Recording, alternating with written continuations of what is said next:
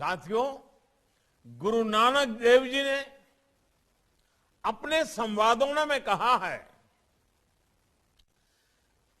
गुर प्रसादी तनु हरि लाभ है, मिटे अज्ञान होई उजियारा।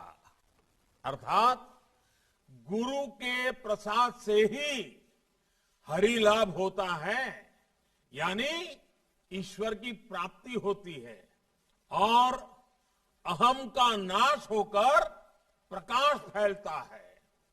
हमारे सिख गुरुओं ने भारतीय समाज को हमेशा इसी प्रकाश से भरने का काम किया है।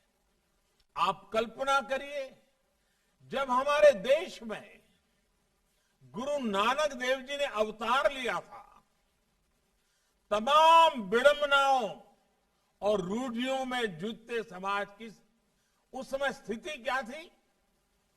बाहरी हमले और अत्याचार उस समय भारत का मनोबल तोड़ रहे थे।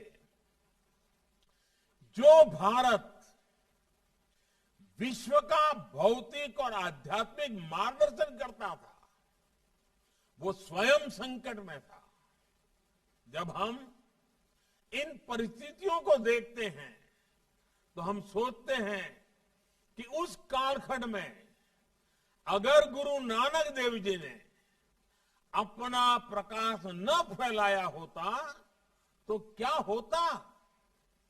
गुरु नानक देव जी और उनके बाद हमारे अलग अलग गुरुओं ने भारत की चेतना को तो प्रज्वलित रखा ही, भारत को भी सुरक्षित रखने का मार्ग बनाया। आप देखिए, जब देश जात पात और मत मतांतर के नाम पर कमजोर पड़ रहा था, तब गुरु नानक देव जी ने कहा था, जानहू ज्योति न पूछू जाति, आगे जात न है।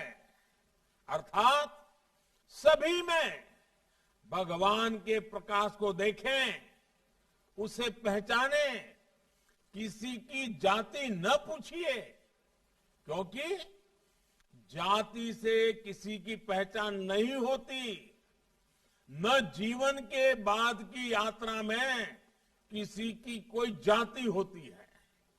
इसी तरह गुरु अर्जन देव जी ने पूरे देश के संतों के सद्विचारों को पिरोया और पूरे देश को भी एकता के सूत्र में जोड़ दिया। गुरु हरकिशन जी ने आस्था को भारत की पहचान के साथ जोड़ा। दिल्ली के गुरुद्वारा बंगला साहब में उन्होंने दुखी लोगों का रोग निवारण कर मानवता का जो रास्ता दिखाया था, वो आज भी हर सिख और हर भारत के वासी के लिए प्रेरणा है।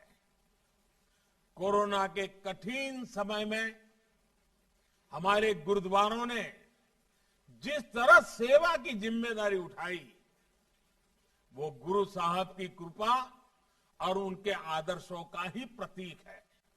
यानी एक तरह से हर गुरु ने अपने अपने समय में देश को जैसी जरूरत थी वैसा नेतृत्व दिया, हमारी पीढ़ियों का पथ प्रदर्शन किया